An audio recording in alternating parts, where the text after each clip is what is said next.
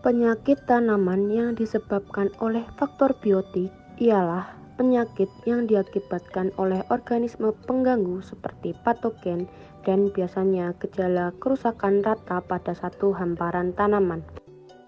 Patogen penyakit biotik meliputi jamur, bakteri, virus, nematoda, tumbuhan tingkat tinggi parasitik, dan mikoplasma.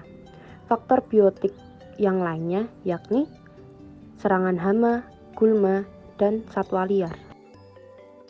Pada kesempatan kali ini, kita akan mengamati gangguan penyakit tanaman yang disebabkan oleh faktor biotik yang berada di sekitar Taman Nasional Gunung Merapi, Kaliurang, Yogyakarta.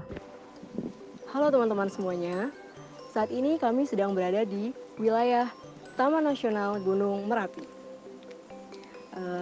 Apa sih Taman Nasional Gunung Merapi itu? Taman Nasional Gunung Merapi merupakan salah satu taman nasional yang terletak di Jawa bagian tengah. Secara administrasi kepemerintahan, wilayah Taman Nasional ini berada di 2 provinsi, yakni di Jawa Tengah dan di Yogyakarta.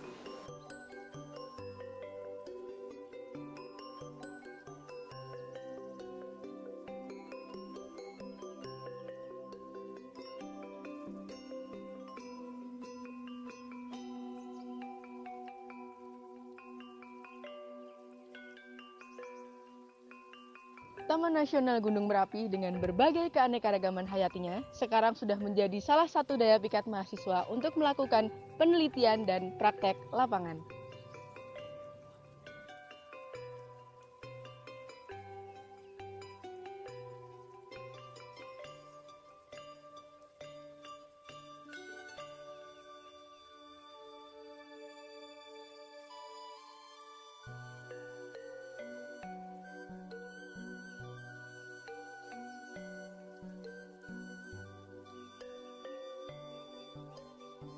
Penyakit tanaman yang disebabkan oleh faktor biotik kali ini adalah jamur. Jamur merupakan tanaman yang tidak memiliki klorofil sehingga tidak bisa melakukan proses fotosintesis untuk menghasilkan makanan sendiri. Jamur hidup dengan mengambil zat-zat makanan seperti selulosa, glukosa, lignin, protein, dan senyawa pati dari organisme lain. Langkah cepat yang bisa dilakukan agar tumbuhan nangka terhindar dari hama adalah dengan memberikan cairan kimia. Cairan kimia itu bernama insektisida, dan cairan ini bisa mencegah serangga ke tumbuhan nangka tersebut. Pada pohon nangka ini terserang penyakit biotik berupa jamur.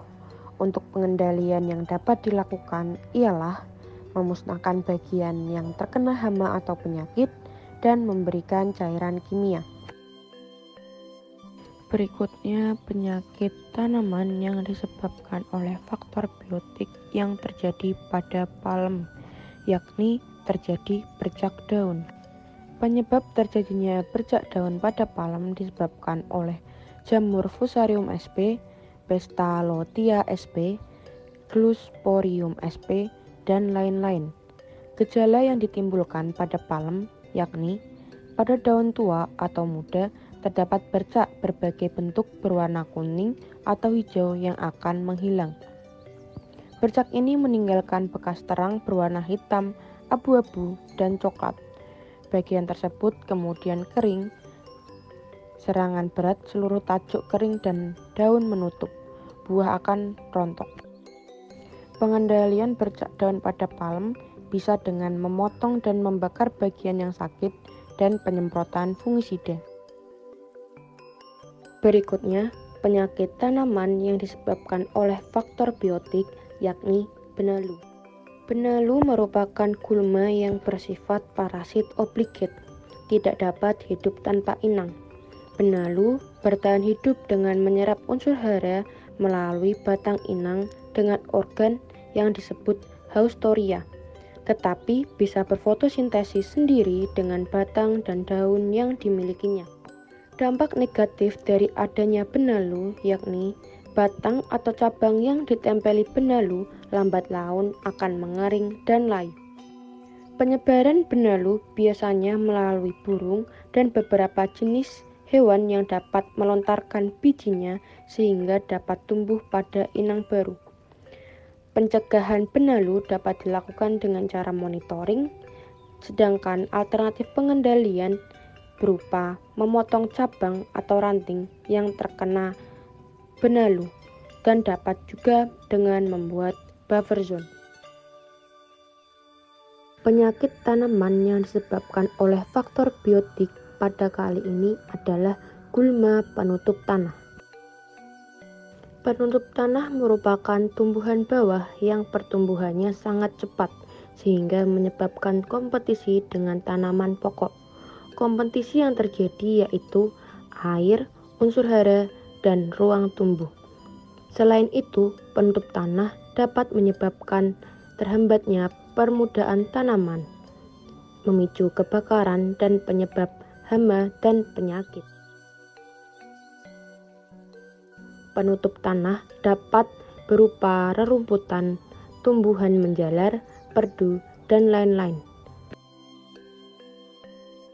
Alternatif pengendalian dari gulma penutup tanah yakni dapat dipangkas sebagai pakan ternak atau melalui herbisida. Untuk pencegahannya sendiri bisa melalui pembersihan gulma.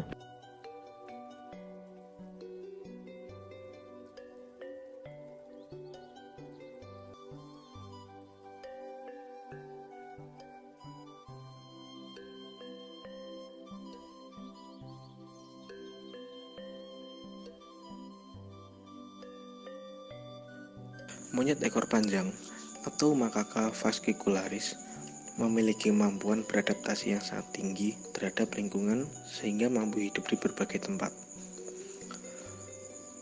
Kemampuan beradaptasi monyet ekor panjang, terutama di habitat asli, yaitu hutan, didukung oleh kemampuan monyet ekor panjang yang aktif bergerak dengan menggunakan kaki depan dan belakang untuk berjalan dan berlari. Pada habitat asli di hutan, aktivitas harian monyet ekor panjang pada umumnya melakukan aktivitas istirahat atau resting, makan atau feeding, dan grooming.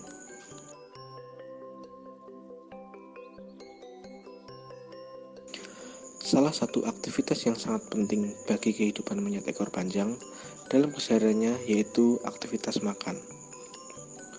Aktivitas makan yaitu aktivitas yang dimulai ketika hewan mendapatkan makanan, memakan makanan, sampai ketika hewan berhenti makan. Monyet ekor panjang pada habitat asli di hutan merupakan hewan opportunistic omnivore, yaitu hewan pemakan segala jenis makanan, misalnya buah, daging, serangga, dan lain sebagainya.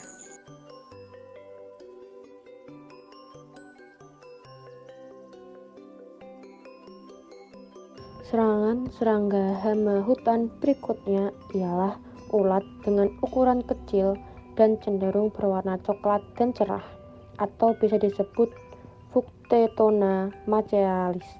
Gejala yang ditimbulkan oleh hama ulat tersebut biasanya daun berlubang dan tersisa urat daun. Deskripsi tanda biasanya ditemukan ulat pada bagian yang diserang, yakni daun. Musim yang disukai ulat tersebut ialah awal musim penghujan atau daun mulai tumbuh. Penyebab terjadinya serangan hama ulat tersebut adalah tick leaf stakeholder. Dengan pencegahan, monitoring, dan alternatif pengendalian dengan cara pengambilan ulat, menggunakan musuh alami, dan insektisida. Ulat tersebut memiliki ordo Lepidoptera dengan bentuk mulut, penggigit, hingga pengunyah. Metamorfosis yang digunakan ialah metamorfosis sempurna dengan mekanisme larva.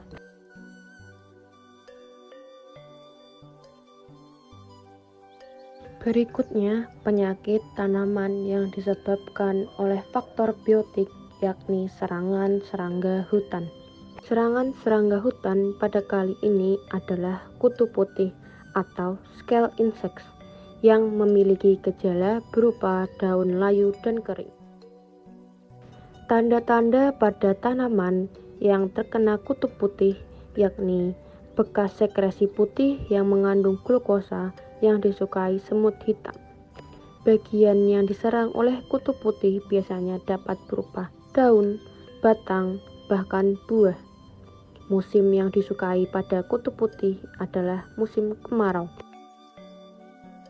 Kutu putih dapat menyebabkan kerusakan pada semai, maka dari itu bisa dilakukan pencegahan dengan monitoring dan alternatif pengendalian berupa dikerok sampai habis serangganya dan pemangkasan batang. Kutu putih memiliki ordo Homoptera, bentuk mulut pencucuk sampai penghisap, dengan metamorfosis hemimetabola dan mekanisme nimfa sampai imago. Bagian-bagian tubuh pada kutu putih antara lain mulut, antena, kaki semu, dan ekor. Serangan rayap menjadi musuh sektor kehutanan, pertanian, maupun perkebunan karena sifatnya yaitu hidden infestation atau diam-diam merusak beragam tanaman. Rayap merupakan serangga sosial yang hidup secara berkoloni. Perilaku dari rayap yang perlu diketahui ialah rayap selalu menghindari cahaya atau kriptobiotik sehingga rayap akan membuat liang kembara untuk melindungi tubuh rayap dari paparan sinar matahari langsung, sehingga rayap dapat mencari sumber pakan dan kembali ke sarangnya. Rayap dapat menyerang tanaman apapun karena rayap membutuhkan selulosa sebagai sumber pakan. Beberapa pengendalian terhadap serangan rayap yaitu secara fisik membuat jarak tanam, secara biotik menggunakan agen biologis dengan memanfaatkan musuh alami seperti semut, secara kimia menggunakan insektisida botani seperti minyak atsiri, minyak cengkeh, dan biji mimba.